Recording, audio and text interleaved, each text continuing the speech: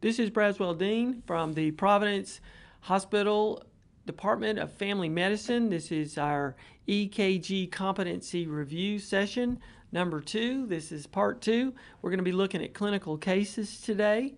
If you're a resident studying for boards, studying for ACLS, or preparing for our intra-department practical exam, I hope this is going to be helpful to you, no matter what you want to do. So just a few board exam points if you're studying. These kind of tests, which we're trying to make it light for you, are always going to have like a main finding. There's usually a clinical case included with the EKG. The question's likely to focus on the clinical case as well as the EKG. So pay attention to the case as much as the EKG, and just don't get zoned out like in trying to find a zebra, because usually they're going to ask you something really straightforward and you're going to say, wow, the EKGs were all easy. If you go through these EKGs, you're going to have so much confidence when you do that. You're just going to blow it away, and on ACLS you're going to be really well prepared if you go through this material. So we're going to focus on common arrhythmias, common cardiac diagnoses.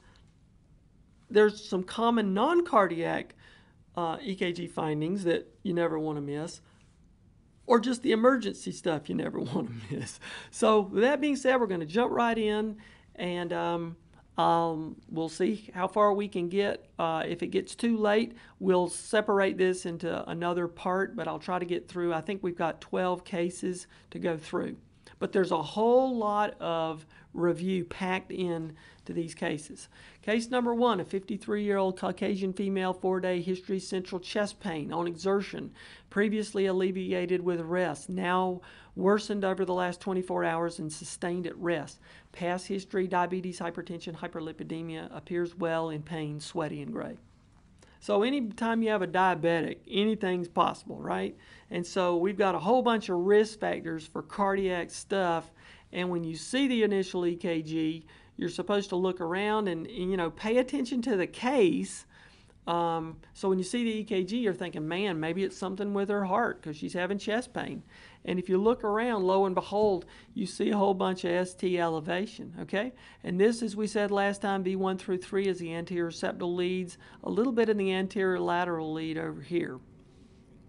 So sure enough, they call it acute anterior ST elevation MI with tombstone changes in V1 through 4, which is what we saw. Now, how do you localize it? Well, we said that V1 through 3 were the anterior septal leads, and they're over the LAD. L4 is a little bit over there too.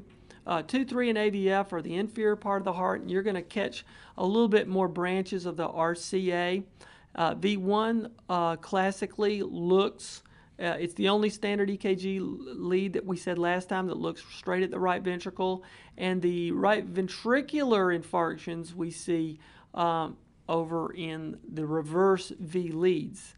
So if you hadn't, if you're always confused about right ventricular infarctions or things like that, go back and look at our previous video on that. We go into some detail a little bit more on that. This patient had a stent placed, and we see a resolution of the ST elevation in V1 through 3, and we begin to see in V3 some Q waves forming. It's really hard to see. We see some Q waves actually in V1 and V2 also, but it's really hard to see on this EKG. But just a review on what pathological Q waves are. Again, the first downward depolarization in the QRS complex is the Q. The upward depolarization is the R, and then the S wave is the negative downward depolarization after that.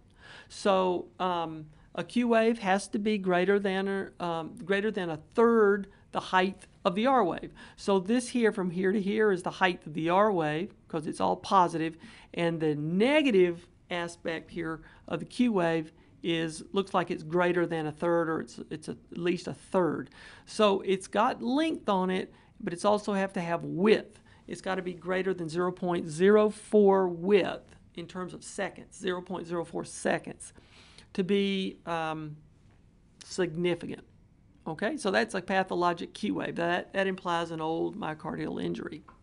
Okay, case number 2. A 45-year-old male presents with acute shortness of breath, status post a long vacation in Paris. So this is an ooh la la situation, right? So past medical history, asthma, Crohn's disease, anxiety, GERD, smoker, tobacco abuse. Vital signs 37. The temp that translates to 98.6 Fahrenheit. They'll usually give you all the temperatures. You know what that means. They don't like to trip you up on something like that. Blood pressure 148 over 92. That's a little bit up. Pulse, boom, 130, and respiration's 26. So what do you think about that? Coming back on a big old jet plane ride back from Paris. Patient is uncomfortable, but otherwise unremarkable. So the group that we were reviewing this with said, you know, they were thinking PE. And so if you think PE, which is right, there's some interesting findings on this EKG. And so one of the things that we pointed out was there was an S wave in lead 1. And again, S wave is that downward depolarization after the QRS complex. There's a Q wave, so there's the S wave in V1. There's a Q wave in lead 3 and a T wave that's upside down. It's inverted. Okay? And we don't see a Q wave in lead 2 or AVF, but it's in lead 3.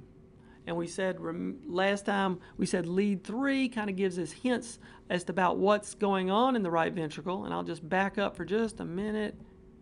Remember, lead 3 is over here. It's down there, and I'm sorry for making this thing pop up, but lead 3 is down here at the bottom, but it's able to look around the corner and give us information that the reverse V leads might give us as well, that there might be some strain going on in the ventricle. Oops, sorry, going wrong way. Okay, so we're back to here in lead 3. We have a Q wave develop and an inverted T wave. And over here, this aberrant, apparently a PVC. So what we've got here is sinus tachycardia with a PVC and S1Q3T3 pattern. Just a really cool, famous pattern, and just threw that in there. Now, the most common EKG finding you're going to see with a PE is obviously going to be sinus tachycardia. Okay. Case number 3. 72-year-old male comes to the office evaluation prior to cardiac surgery. No complaints, past history, cataracts, osteoarthritis, hypertension, hyperlipidemia, chronic low back pain. Vital signs look good. Blood pressure's up a little bit, but better than our last patient, huh? So really no complaints. EKG findings. Now, the clue here is, one of the clues, kind of a corny clue, but look how the blood pressure is high, okay? So somebody's high blood pressure. We're supposed to be looking for something maybe related to that. But in any event, this EKG is a little tricky. If you could see it better, there is a little teeny weeny little R wave before these deep things that look like big fat Q waves. You see it a little bit better over here. They're not going to ask you, I doubt, an EKG like this to try to make you split hairs between, because if this is a Q wave, great, but if there's a teeny little R before it, then by definition that's an R and this is an S, and that would be an R prime. So,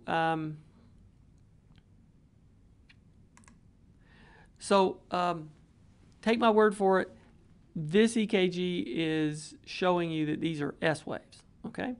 So now, what we're supposed to grasp is if these are true S waves, then we're looking at left ventricular hypertrophy. And so I thought rather than show you the rules of left ventricular hypertrophy that are really hard to memorize sometimes for people because we're all visual learners. I wanted to show you maybe on the EKG just what to remember to look for on the EKG.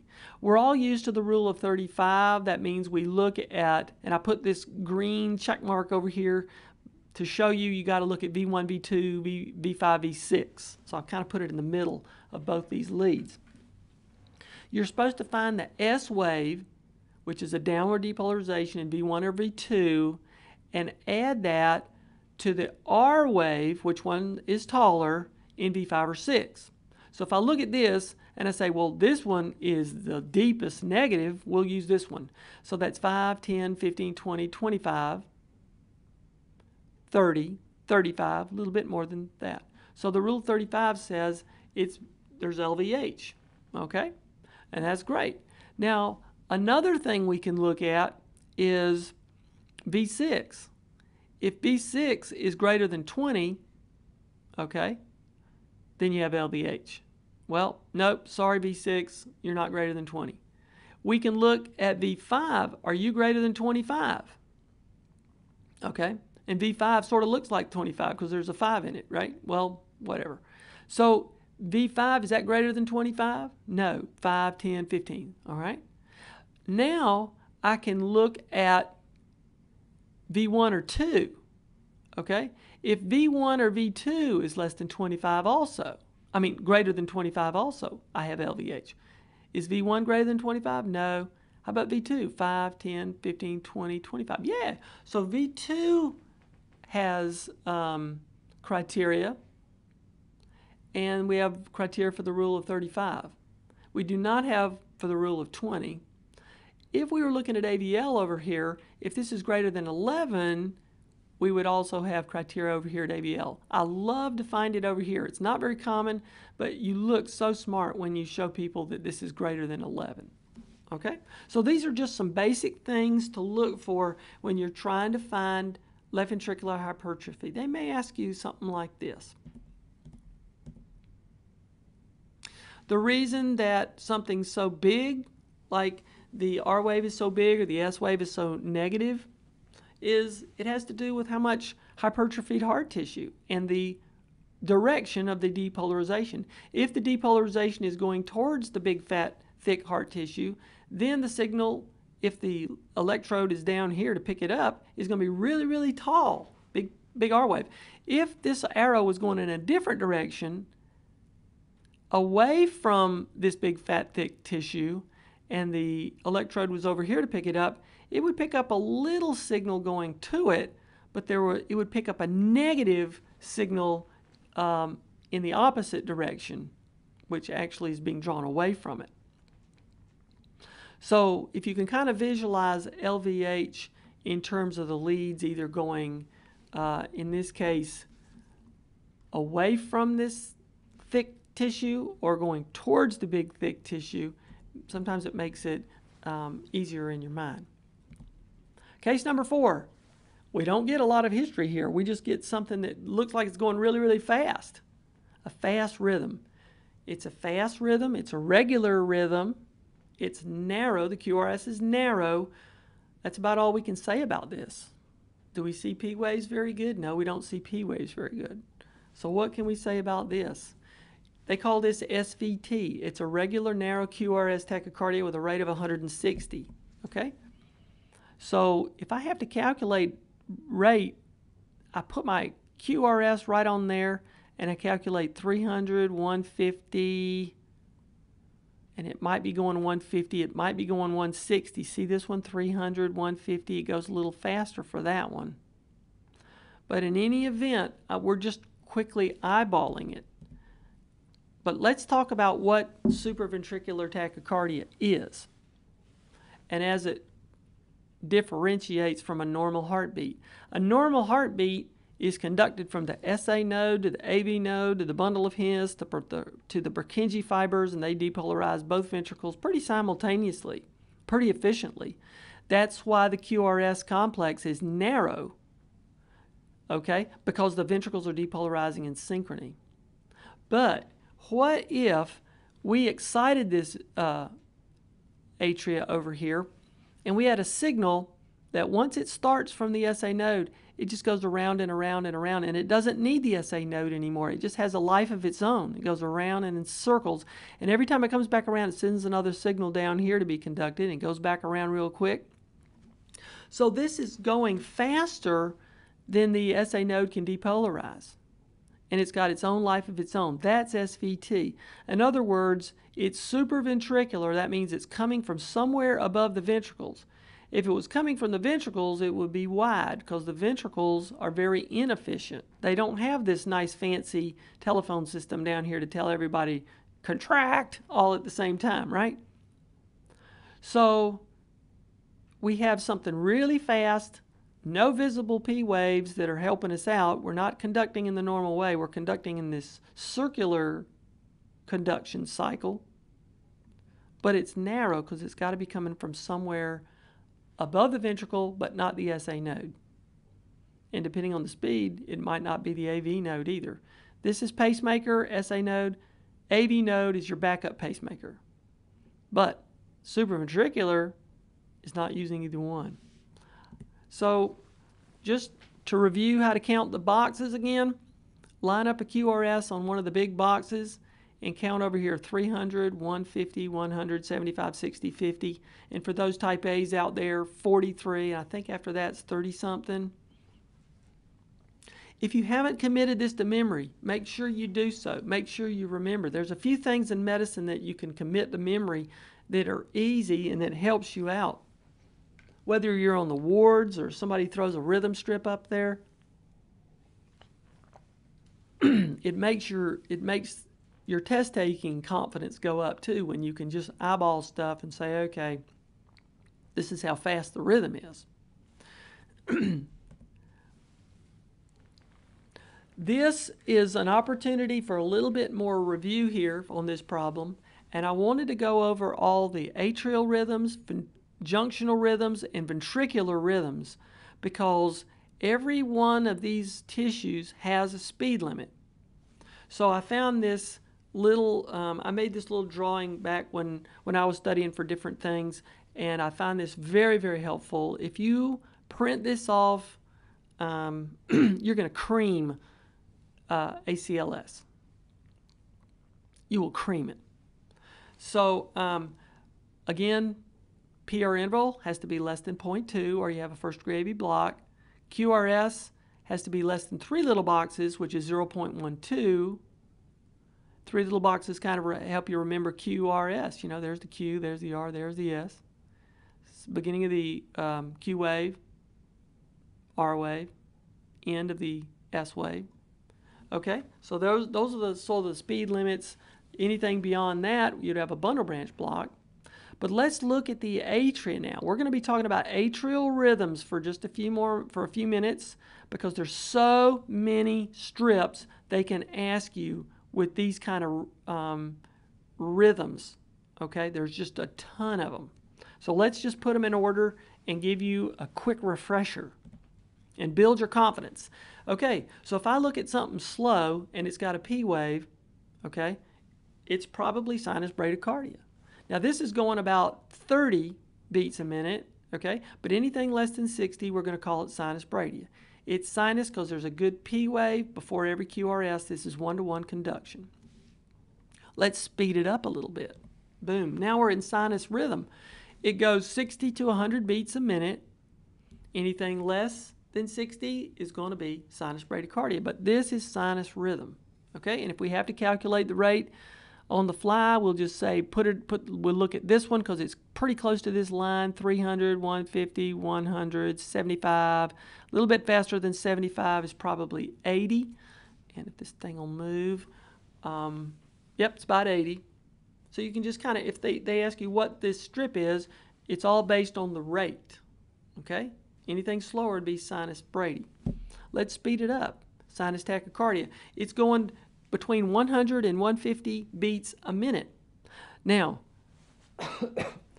you see the P waves, excuse me, are partially hidden by the preceding T wave. See, there's a QRS, there's a P, QRS and a T, and there's another P wave. Now, these PR intervals are really constant, and you just have to sometimes search around the EKG and say you're looking for P waves and PR intervals, but it's really tough because this one is going a little faster, but we do see evidence of P waves. And because the P waves are there, and because it's 150, we're going to still call it sinus tachycardia. But suppose well, here's another one. Here's another example of sinus tachycardia. This one's going about 125 or so, 300, 150, 100, about 125, but we do see P waves before the QRSs. So we'll still call it sinus tachycardia. No matter what it looks like, we'll call it sinus tachycardia if we see P waves and it's going 125. Let's speed it up a little bit more. Now, look at here. This is going about 220. Take my word for it. Or you can put your finger, you can put it on pause and do your finger. There's 300, 150. So it's a little bit slower than 300. It's about in the 200s. This box will move. I think it's about 220. No visible P waves. So because it's going so fast, we're going to call it supraventricular tachycardia. It is a narrow complex, so that means it has to be conducted above the ventricles. But because it's going so fast, it cannot be conducted by the SA node. That's exceeding the depolarization capacity of the SA node. It exceeds the depolarization capacity of the AV node at the junction. So it's got it. So we're going to call it supraventricular tachycardia. Okay? All these are atrial rhythms. Now look at here. This is fast. It's irregular P waves, and this thing's going to get in the way, but look how the P waves change in their morphology. Okay? They look all so different. And look at these P waves. These are retrograde. These are inverted P waves. They're going the opposite direction. So we'll talk about retrograde P waves in a minute when we talk about junctional rhythms. But this is still an atrial rhythm. But the thing about this is the focus of depolarization is occurring different spots in the atria. And because they're different spots, they're going to look different. The shapes of the P waves are going to be different. Okay? And then if you look at the AVF, that's positive in AVF but negative in lead 1. So if it's positive AVF, negative in lead 1, that's going to be right axis deviation, and that's going to suggest pulmonary hypertension. Okay?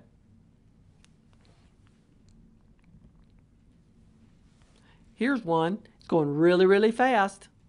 Okay? Now, you're saying to yourself, well, let's calculate what the ventricular rate is. There's 300, 150, a little bit slower, just about 150. And you're saying, well, should that be sinus tachycardia? No, it's not sinus tachycardia.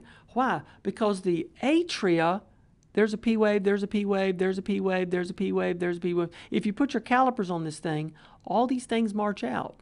You see it. It's like this flutter pattern. Okay? And so atrial flutter has been described as a sawtooth pattern.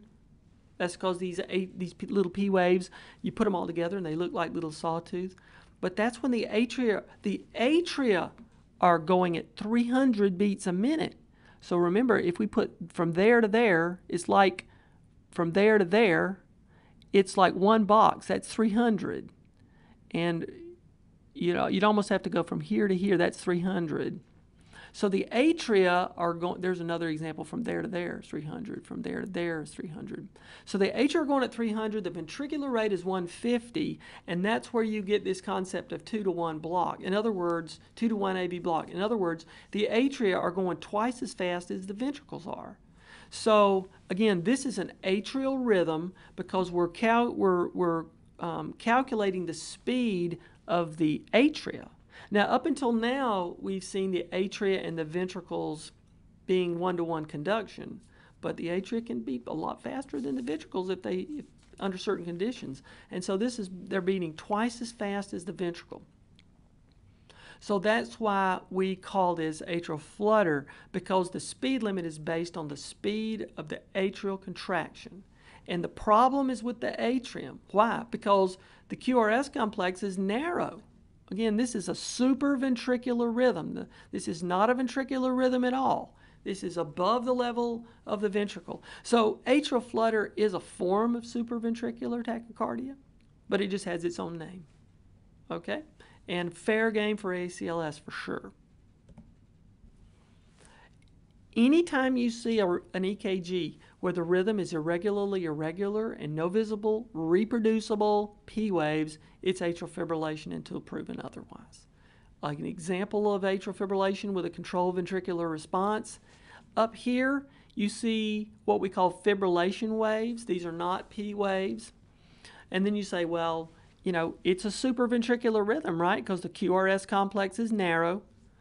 Then you say, well, how fast are they depolarizing? Fibrillations are not even contractions. It's like quivering, like you're shivering, okay?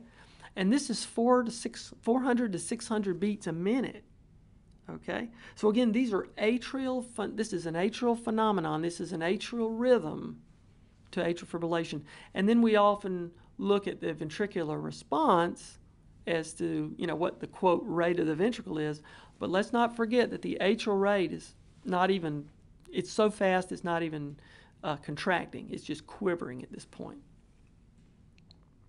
Blood's not moving. Now, when you have ventricular fibrillation, that's lousy because blood's not moving in the ventricles.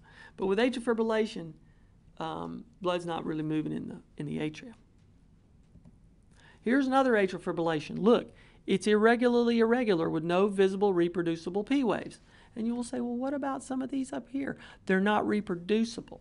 They're not the same. And it's irregularly irregular. Well, you say, well, could this be multifocal atrial tachycardia? Well, that usually you see P waves. You see something that looks fairly reproducible in morphology. These waves are always just garbage, artifact level grade representatives of atrial activity. So don't be fooled with the difference between multifocal atrial tachycardia and atrial fibrillation. They're not going to try to trick you like that. Look at it. If it's irregularly irregular with no visible P waves, reproducible, it's going to be atrial fibrillation, okay?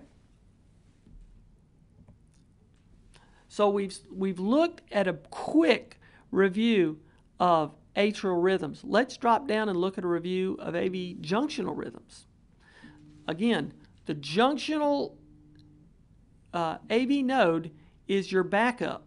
When the SA node can't do its job, the junction node takes over. The AV nodal junction takes over.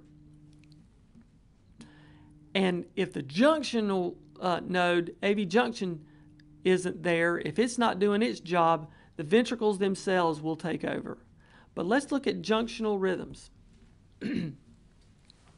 So you look at this and you say, wow, it's really slow. This thing's going in like the 20s. But I don't see any P waves. That's because they're hidden.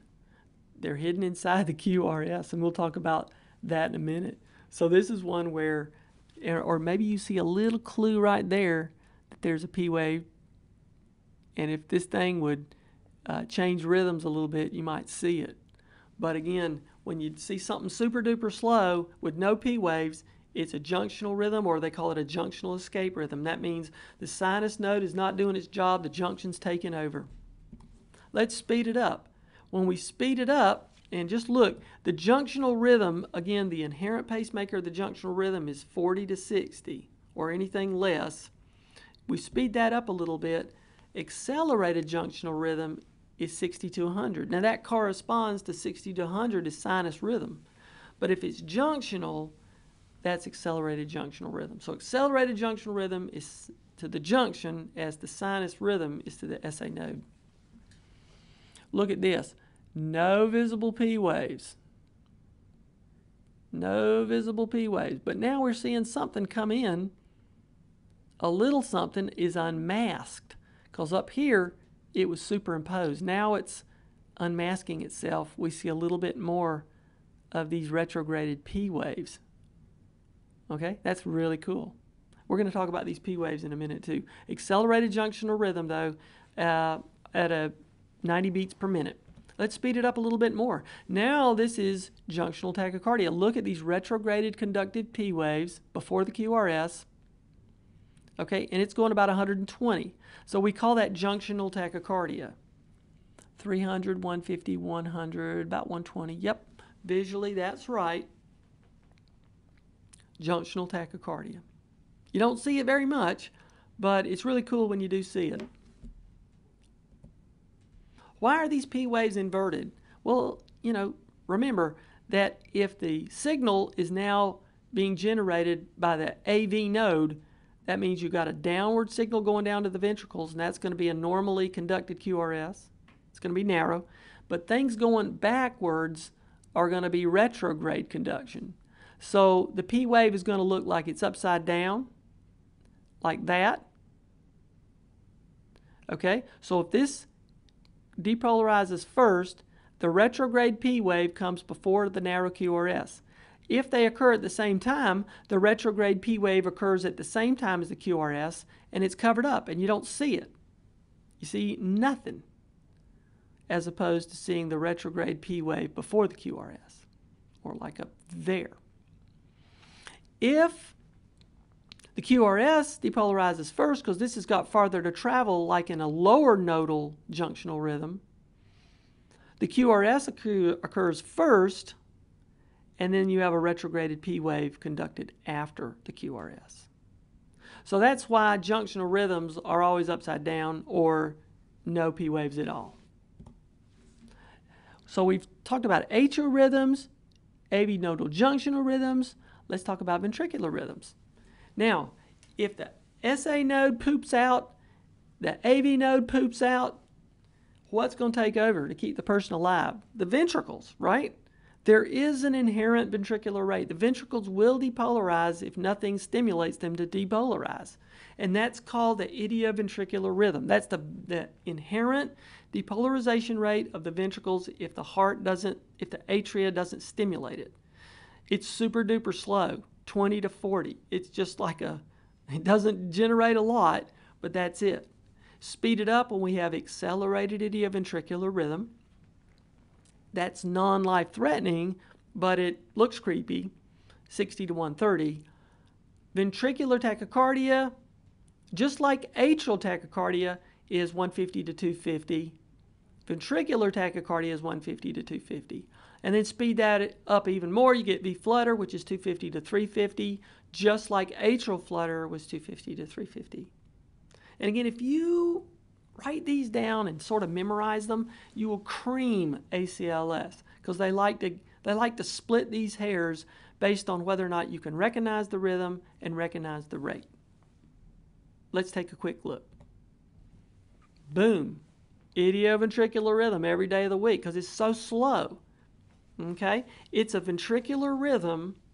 Now you could say, well, what about if it was bundle branch block or some type of creepy junctional rhythm with a bundle branch block? Well, you could make all these academic arguments, but for ACLS, for your boards, they're going to expect you to understand idioventricular rhythm. They're not going to try to throw, purple zebras out on the floor.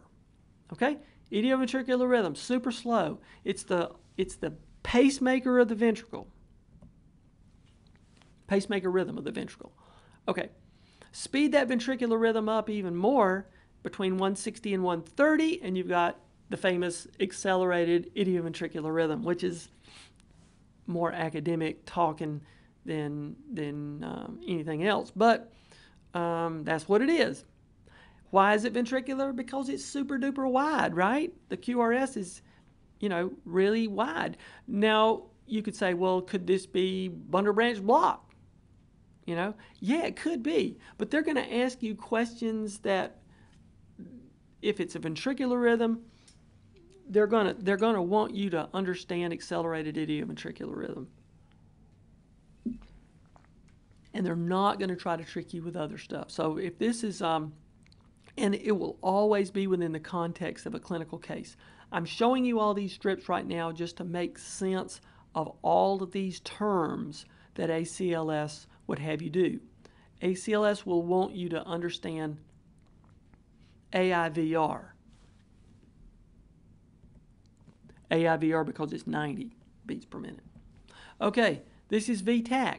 VTAC again has a speed limit of 150 to 250. This is going around 150 to 160 or so, and it's very reproducible. It looks ventricular because it's wide and it's regular, and we call this ventricular tachycardia. Look at this ventricular tachycardia. It's going 160, but look what happens over here. It all of a sudden leaves and converts back over to a sinus rhythm, but every other beat is a ventricular beat, so we call that ventricular bigeminy. Every second beat is a ventricular beat.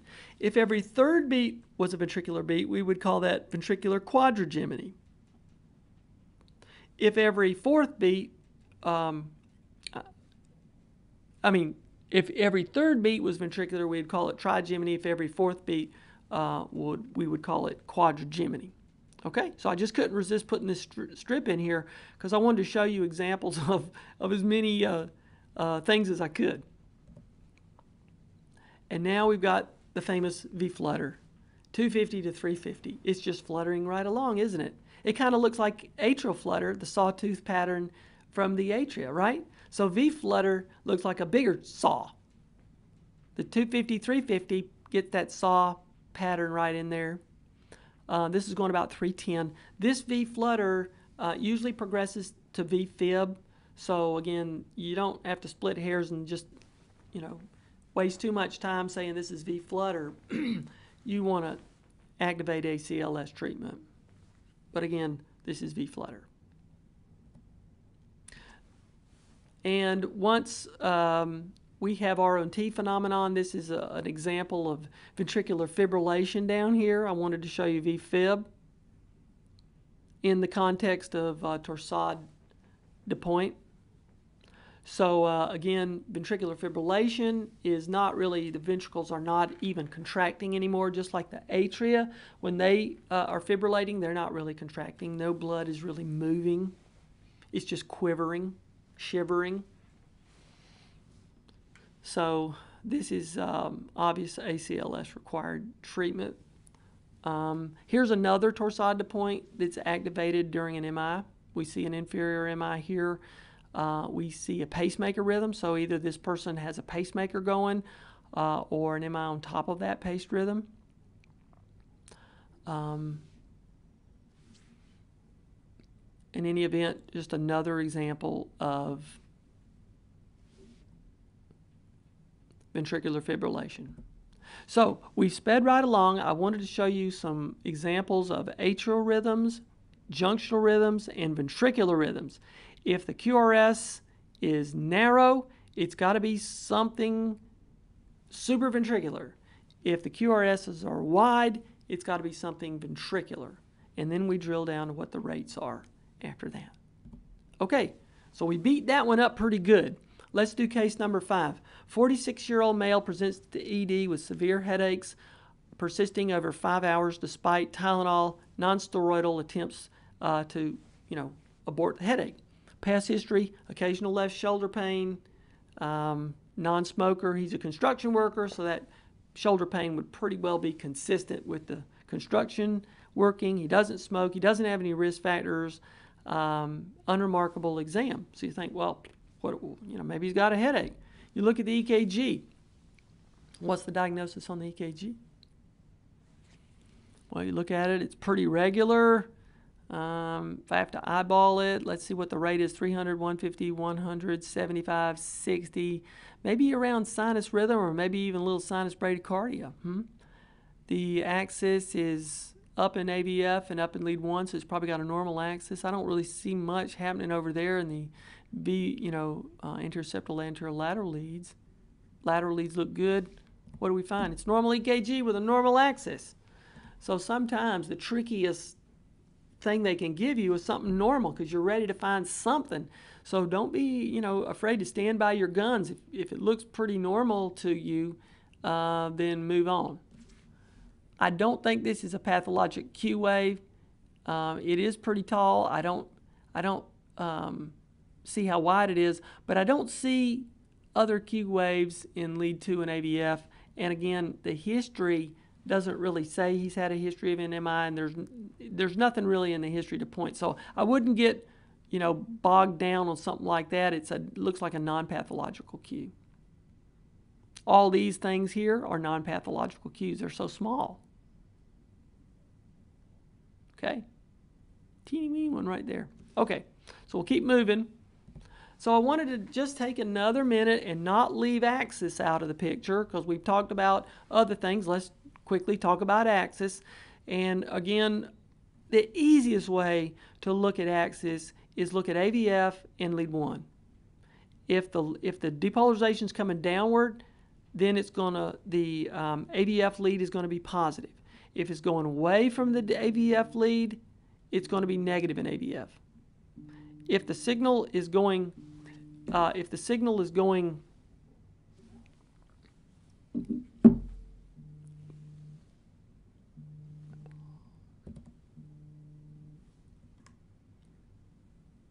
so again, with this one, if it is negative, if it's going away from lead 1, it's going to be a negative depolarization in lead 1. Let's take a look at that. So if it's going towards AVF, it's going to be positive in the AVF lead. If the vector of depolarization is going towards lead 1, it's going to be positive in lead 1. So we'll have a positive AVF, positive lead 1.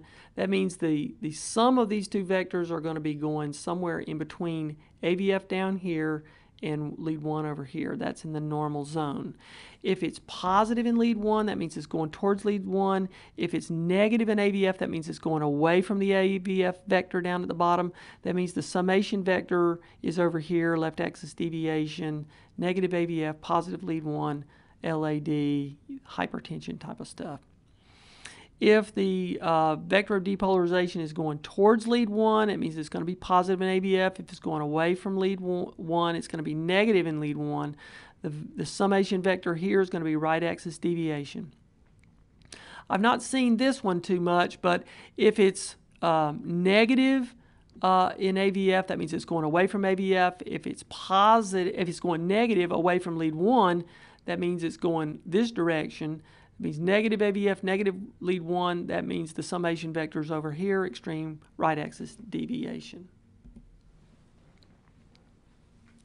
56-year-old, this is case 6, comes to the family doctor with lightheadedness, occasional flutter in her chest, past medical history, anxiety, depression, obesity, smoker, works as a retail store manager, vital signs are stable, coarse breath sounds otherwise unremarkable examination. What do we see? Well, we see some changes on the P waves here. PR interval is a little bit there, gets a little longer, apparently a drop beat. Starts off small again, gets a little longer, drop beat. So this pattern is a pattern that we see in Mobitz type 1. It's a winky block. So what are the heart blocks? So let's review those for just a few minutes.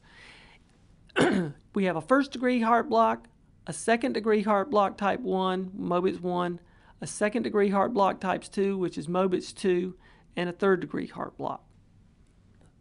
To differentiate the heart blocks, looking at the PR interval is so critical. First degree heart blocks, the PR interval is long, greater than 0.2, and they're always constant. Second degree heart block, they're constant also. You see the PR interval here and here, but it takes 2 P's to depolarize this QRS.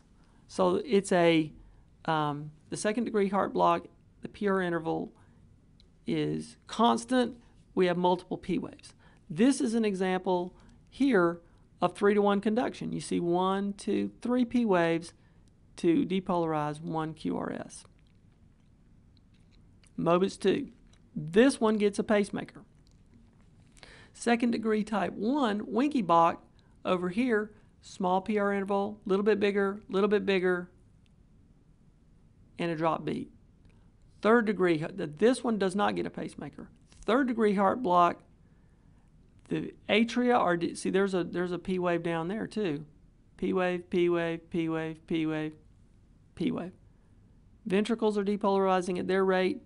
The PR intervals are all over the place. This is complete AV dissociation. So this one gets a pacemaker, and this one gets a pacemaker. A review: first degree AV heart block.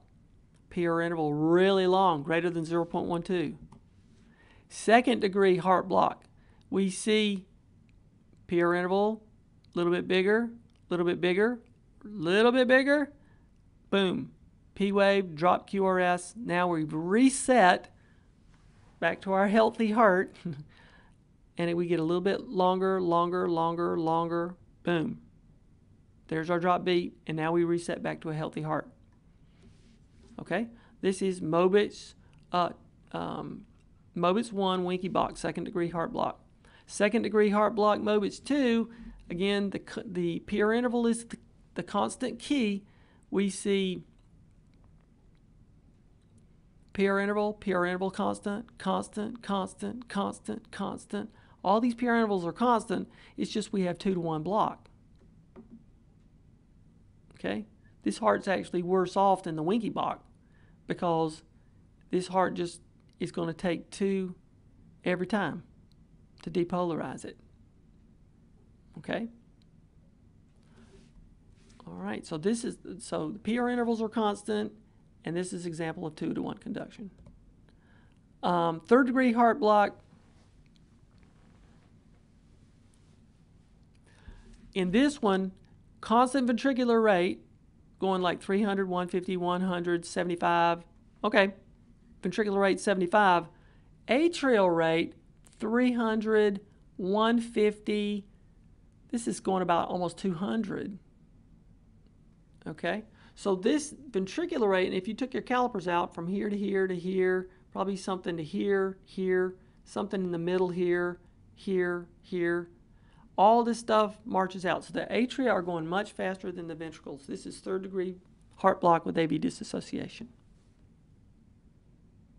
So just wanted to make a quick review of our heart blocks. So I think what we're going to do is we're going to take a quick break here because we've been going on about 40 minutes or so. We're going to stop here, and then this being our second EKG case session, I'm going to break this up into one more session. So after this, we'll take up with case number 7 and all the content of review after that. So stop here, and then whenever you can, look for the EKG clinical case review part 3, and we'll continue.